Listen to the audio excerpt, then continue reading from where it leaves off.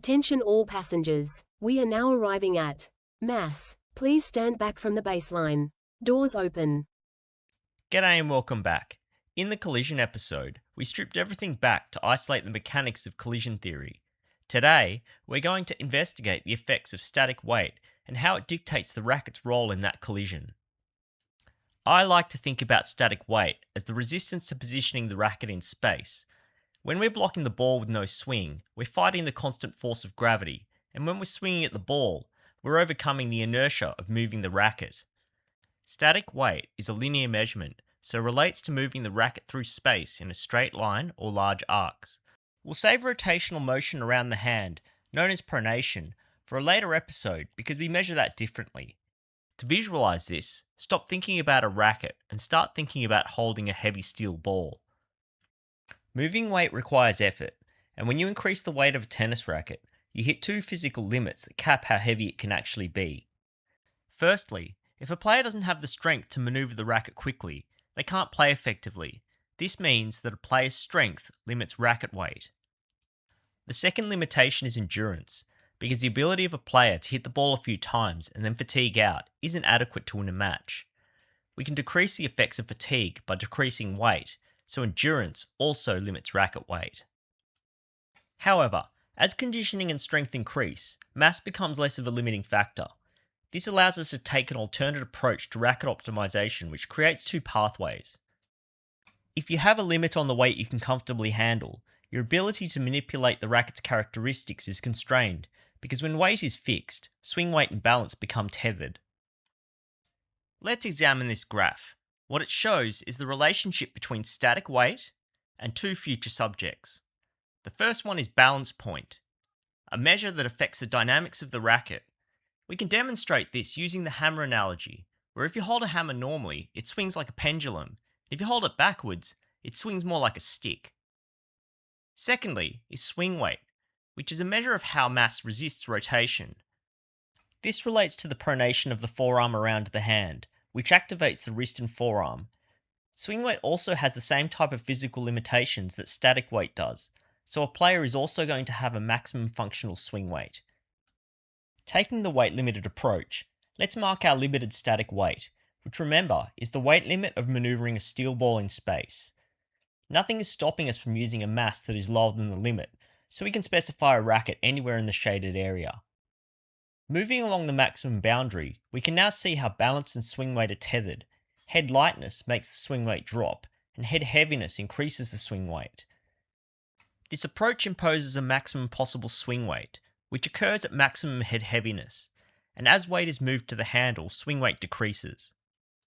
If you aren't limited by weight, you can take the inverse approach and firstly define your dynamic feel, and then adjust to a target swing weight, and ignore static weight, because as it says on the box, weight doesn't matter. So we can see the flexibility in this approach. If you need maneuverability, but need to increase stability, go head light and increase swing weight. If you want a hammer to whip through the ball, you can also ensure swing weight doesn't destroy your wrist. But wait, there's more. The natural thing for people to do is to lean towards a lighter racket, because they can whip around faster in the shop and it feels easy and makes a whooshing sound. But this is the tennis equivalent of kicking the tyres on a car. There are a few reasons that this instinct is wrong, and they have to do with momentum, touch, and feel. In the collision theory episode, we already looked at momentum, where mass helps power and stability in the collision with the ball. Underpinning touch and feel is the fact that added mass enhances proprioception, which is your subconscious awareness of your body's position in space. By placing extra load on your muscles, joints, and tendons, increased mass heightens your sensitivity to force, movement, and spatial orientation. Those familiar with the inner game of tennis or high-pressure competitive sports would understand the concept of the zone, where the subconscious mind directs the body through instinct rather than active thought. Increased mass amplifies the body signals supporting this state. With this knowledge, touch is the ability to regulate the force we apply to the racket to precisely control the ball.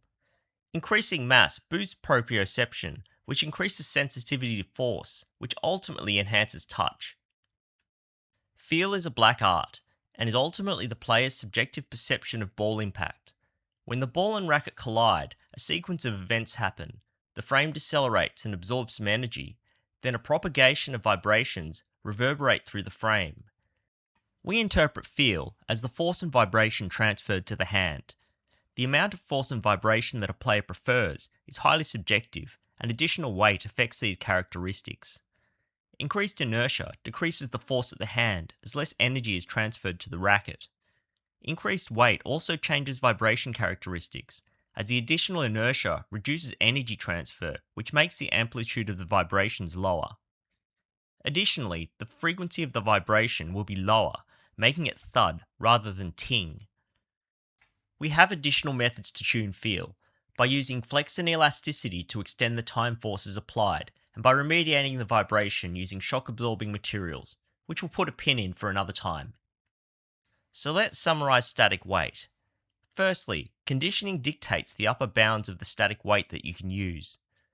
Secondly, if your conditioning level is lower, you'll require lower static weight, and this will constrain what you can do regarding swing dynamics. Thirdly, if your conditioning level is higher, the next episodes on balance and swing weight will be much more interesting, because you'll be able to tune these independently. And finally, static mass enhances momentum, touch, and feel, so the objective is to use the heaviest weight you can comfortably handle without excessive fatigue over the course of a match. That is all. Things are about to get heavy. Like my pun, share, subscribe, and I'll see you on the next episode of It's Not Racket Science.